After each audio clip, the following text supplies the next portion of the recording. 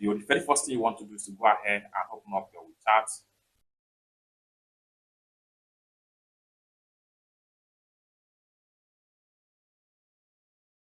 After you open up your WeChat, click on me.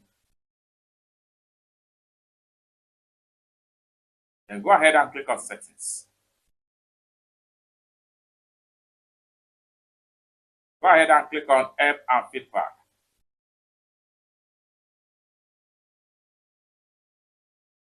Go ahead and click on this icon right here.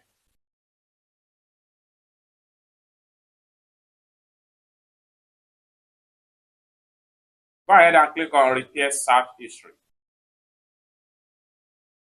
Click on repair chat history, and with that, all broken chats or chat missing problem will be fixed on your WeChat app.